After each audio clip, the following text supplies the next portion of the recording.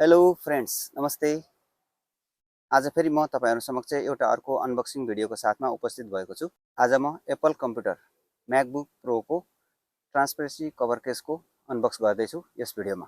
यति भन्दै गर्दा तपाईहरु मध्ये कतिले त सोचिसक्नु भएको होला कि एप्पल कम्प्युटरहरु र अन्य कम्प्युटरहरुको पनि कभर केस हुन्छ त भनेर। तर मित्रहरु, अफ कोर्स कम्प्युटरहरुको पनि कभर केसहरु चाहिँ आजकल हामीले मार्केटमा पाउन सक्ने भएका छौं। धेरै कम्पनीहरुले केही वर्ष यताबाट कम्प्युटरहरुको पनि कभर केसहरु बनाउन थालिसकेको छ र बजारमा ती कम्पनीहरुले त्यस्ता केसहरुलाई ल्याइसकेको छ। त्यसैले यो भिडियो तपाईहरु मध्ये कतिलाई फाइदाजनक हुनेछ भन्ने उद्देश्यले म यो आजको अनबक्स गर्दै छु MacBook Pro को ट्रान्सपेरेन्सी कभर केसको अनबक्सिङका साथमा। आशा छ भिडियोलाई अन्तसम्म हेरेर साथ दिनुहुनेछ र तपाईलाई लागेको आफ्नो विचारहरु कमेन्टमा अवश्य पनि लेख्नु होला। भिडियो मन परेमा लाइक गरिदिनु होला र च्यानलमा तपाई पहिलो पटक यो भिडियो हेर्दै हुनुहुन्छ भने भिडियो हेरिरहेको तलतिर एउटा सब्स्क्राइब बटन छ, त्यसमा क्लिक गरेर सँगै आउने बेल आइकनलाई बज गर्न नभुल्नु होला ताकि तपाईबाट आगामी दिनमा मैले अपलोड गर्ने भिडियोको नोटिफिकेसन चाहिँ नछुटोस्। र अब म सिधै तपाईहरुलाई MacBook Pro को ट्रान्सपेरेन्सी कभर केसको अनबक्सिङ तर्फ लान गइरहेको छु। अब सुरु गरौँ। नमस्कार, म हुँ रामकुमार श्रेष्ठ। तपाई हेर्दै हुनुहुन्छ टेक्नोलोजी सम्बन्धी जानकारी दिने YouTube च्यानल आर्किटेक्ट जापान। यस च्यानलमा केही ग्याजेटहरुको अनबक्सिङ, ती ग्याजेटहरुलाई कसरी प्रयोग गर्न सकिन्छ भन्ने बारेको रिभ्यू भिडियो, केही महत्त्वपूर्ण एप्लिकेसनहरुको ट्युटोरियल र iOS सफ्टवेयर सम्बन्धी भिडियोको इन्फर्मेसनहरु चाहिँ यस च्यानलमा तपाईहरुले हेर्न सक्नुहुन्छ। आगामी दिनमा पनि म यस्तै प्रकारका अन्य भिडियोहरु पनि लिएर आउँदै छु। आजलाई भने म MacBook Pro को 14 इन्चको ट्रान्सपेरेन्सी कभर केसको अनबक्स गर्दै छु।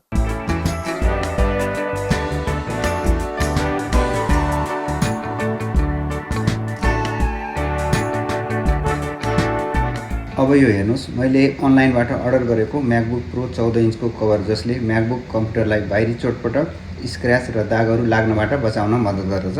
यसरी हामीले हरेक प्रोडक्टहरुलाई किन कभर लगाउँछौं भन्ने कुरा तपाईहरुलाई थाहा नै छ, किनकि कुनै बेला अचानक हाम्रो हातबाट खसेमा ठूलो चोट दाग लाग्नबाट यसै कभरले बचाउने गर्दछ। त्यसैले मैले हरेक महँगो प्रोडक्टको अनबक्सिङ पछि त्यसको कभर केस र अन्य एसेसरिजहरुको पनि अनबक्सिङ भिडियो बनाउने गर्छु र आज म यो केसको अनबक्स भिडियो तपाईहरुको लागि बनाउँदै छु। भिडियोलाई अन्तसम्म हेरेर आफ्नो प्रतिक्रिया कमेन्ट बक्समा राख्न नभुल्नु होला। भिडियोलाई अन्य साथीहरु समक्ष शेयर गरिदिनु होला। साथै यदि तपाई पहिलो पटक यस च्यानलमा यो भिडियो हेर्दै हुनुहुन्छ भने च्यानललाई सब्स्क्राइब गरेर बेल आइकन प्रेस गर्न नभुल्नु होला ताकि आगामी दिनमा अपलोड हुने भिडियोको नोटिफिकेसन तपाईबाट नछुटोस्। र अन्तमा यो भिडियो मन परेमा लाइक बटनलाई थिच्न नभुल्नु होला। कुरा धेरै भयो, अब यसलाई खोलेर हेरौं कस्तो छ MacBook Pro को कभर केस र यसलाई कसरी MacBookमा लगाउने अनि लगाइसकेपछि कस्तो देखिन्छ त्यो पनि हेरौं है त। How to install this MacBook cover case in our MacBook, let's have a look.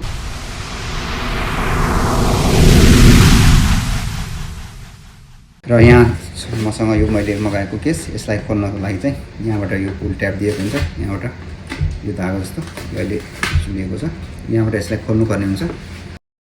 यही हो त्यो MacBook Pro को कभर। र यहाँ चाहिँ यो किबोर्डको लागि धुलोसुलोबाट बच्नको लागि एउटा प्लास्टिक किबोर्डको यो प्रोटेक्टिभ फिल्म दिएको छ, त्यो पनि यसै साथ रहेको हुनाले MacBook केससँगै किबोर्ड प्रोटेक्ट गर्ने प्लास्टिक फिल्मलाई पनि यसै अनबक्समा समावेश गर्दैछु, किनकि यी दुवै एसेसरिजले MacBook Pro लाई स्क्रैच र अन्य धुलोहरुबाट बचाउने गर्दछ। त्यसैले यी दुवै केसहरु नेसेसरी हुन्छ हामीले हाम्रो MacBook लाई सेफ राख्नको लागि। अब म यी दुवै प्रोडक्टलाई एक एक गरेर अनबक्स गरी देखाउने छु। यदि तपाईसँग पनि MacBook कम्प्युटर छ भने यस्ता एसेसरिजहरु लगाएर आफ्नो MacBook लाई सेफ गर्न सक्नुहुनेछ। यसलाई खोल्नको लागि यो चाहिँ प्लास्टिक र्यापमा र्याप गरिएको रहेछ। एप्पलको प्रोडक्ट जस्तो यसमा चाहिँ पुल ट्याब छैन, यसलाई हामीले यो भिनेरलाई यसरी काट्नै पर्ने हुन्छ हातैले। यसरी यो प्लास्टिक फ्याँकियो। यो खोल्नुभन्दा पहिले यहाँ केसमा के लेखेको छ यो जापानिज भाषामा रहेको हुनाले यहाँ कसरी यसलाई इन्स्टल गर्ने भन्ने कुरा लेखेको छ, यो तपाईहरुले यो केसमा पनि हेर्न सक्नुहुन्छ। र यसलाई खोल्नको लागि यहाँ चाहिँ दिएको छ यहाँ पछि एक यसलाई यसरी खोल्न सकिन्छ।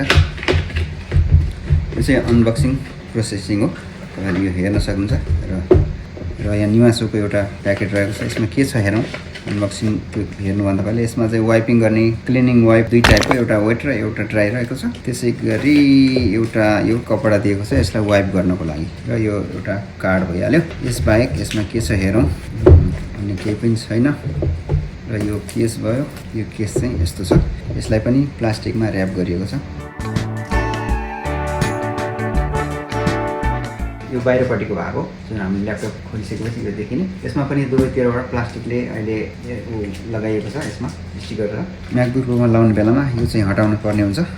यो क्लियर केस दुईवटा पार्टमा रहेको छ। यो चाहिँ सेफ्टीको लागि राखिएको त्यो हो, यसको जरुरी छैन। यो चाहिँ हाम्रो म्याकबुक प्रोमा हामीले यो बेस पार्टमा लगाइने र यो माथिपट्टिको टप पार्टमा लगाइने भयो। यो टप पार्ट हो, यसमा चाहिँ दुवैतिर प्लास्टिक लगाइएको छ। यसलाई हटाइसकेपछि हामीले टप साइडमा लगाउन सकिन्छ। यसलाई इन्स्टल गर्ने कुराहरू चाहिँ त्यहाँ लेखेको छ र यो बटम साइड हो। यसमा चाहिँ एयर पास हुनुको लागि प्यारलली यहाँ चाहिँ दुईवटा होलहरू राखिएको छ र ब्याक साइडमा देख्न सक्नुहुन्छ यो चाहिँ हाम्रो बटम साइडमा बस्ने बेसमा बस्ने एउटा भाग हो र यसले पनि हाम्रो पछाडिपट्टिको त्यो रबरलाई प्रोटेक्ट गर्ने गर्छ र बाइचान्स हाम्रो हातबाट खसिहाले पनि हाम्रो म्याकमा चाहिँ यो लगाइएको छ भने दागबाट चाहिँ स्क्रैच हुनबाट चाहिँ बस्न सकिन्छ। यसको साथै यो केसमा मैले एउटा यो किबोर्ड गार्ड भन्ने एउटा प्लास्टिकको यो स्टिकर जस्तो पाएको छु। यो जसरी फोटोमा देख्नु भएको छ त्यसै गरी यसलाई लगाउनु पर्ने हुन्छ र यसले हाम्रो किबोर्डको सुरक्षा त गर्छ नै, त्यो सुरक्षाको साथमा हामी बाहिरी वातावरणमा जाँदाखेरि धुलो उड्ने हुनाले त्यो धुलो चाहिँ हाम्रो किबोर्डमा परेर किबोर्डलाई खराब गर्ने हुँदाखेरि त्यस्तो अवस्थामा तपाईहरुले यस्ता यो किबोर्ड प्रोटेक्टिभ यो माथिको यो स्टिकर जस्तो हुन्छ यो सिलिकन हो, यसलाई लगाउनु भयो भने किबोर्डलाई चाहिँ सेफ गर्छ र किबोर्ड हाम्रो बिग्रिनबाट बच्छ। यो कसरी लगाउने भन्ने कुरा यहाँहरु लेखिएको छ, यहाँ पनि हेर्न सकिन्छ। यहाँ चाहिँ किबोर्ड गार्ड भनेर लेखेको छ,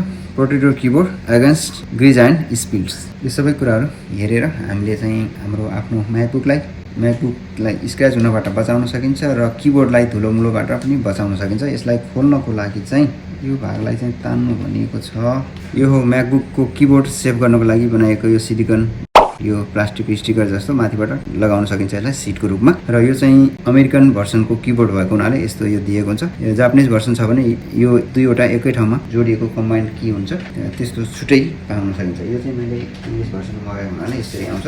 हाम्रो म्याकबुक सेट हुँदा चाहिँ यो फ्रन्ट टप साइडमा र यो बटम साइडमा अनि यो माथि किबोर्डमा यसरी हामीले राखेर किबोर्डलाई सेभ गर्न सकिन्छ। यस्ता केसहरू लगायौँ भने हाम्रो कम्प्युटरको आउट सर्फेस र इनसाइडमा रहेको किबोर्डलाई सफा र सुरक्षित राख्न सक्छौँ। यहाँ देखिए जसरी यस्ता किबोर्ड प्रोटेक्टेड फिल्म भनौँ या कभर भनौँ, यस्ता फिल्मलाई किबोर्डमा लगाएर हाम्रो म्याक कम्प्युटरको किबोर्डलाई बिग्रनबाट रोक्न सक्छौँ। साथीहरू यो थियो म्याक कम्प्युटरको केस र किबोर्ड फिल्मको अनबक्सिङ र रिभ्यू। साथीहरू यतिन्जेल तपाईहरुले हेर्नुभयो MacBook Pro 14 इन्चको ट्रान्सपेरेन्सी कभर केसको अनबक्सिङ। भिडियो कस्तो लाग्यो मन परेमा लाइक गरिदिनु होला। यसका साथै यो भिडियोबाट म भने बिदा चाहन्छु। तपाईहरु भने च्यानललाई फलो गर्दै रहनु होला र जाँदा जाँदै तपाईहरुलाई एउटा जानकारी पनि शेयर गर्न चाहन्छु। त्यो के हो भने तपाईहरुको घरमा हुने शुभ कार्यको भिडियो बनाउन चाहनुहुन्छ भने सम्पर्कको लागि यो स्क्रिनमा देख्नु भएको नम्बरमा अहिले नै कल गर्न सक्नुहुन्छ। यसबाहेकका के सेवाहरू उपलब्ध छन् भन्ने कुरा स्क्रिनमा राखिदिएको छु, त्यो पनि तपाईहरुले देख्नुभयो होला। हस् त यसका साथै यो भिडियोबाट म भने बिदा चाहन्छु। तपाईहरुको दिन शुभ रहोस्। Have a nice day. Bye bye.